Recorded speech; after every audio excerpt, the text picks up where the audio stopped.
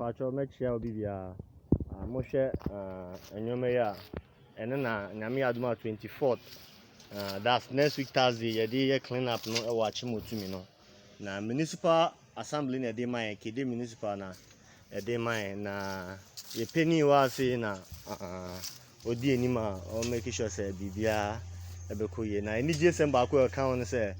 so mama Veronica buckets no bi eno de de mata no de mai say yemfa boy ho ban against COVID-19 dodo your friend coronavirus no nti ye beda municipal no so ase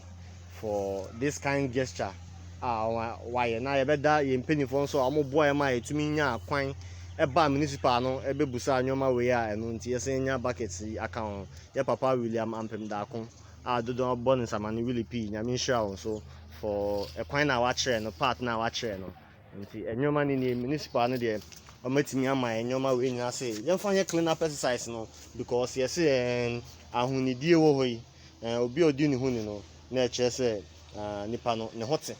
nti ye da municipal no ase for enyoma we omaye e di amaye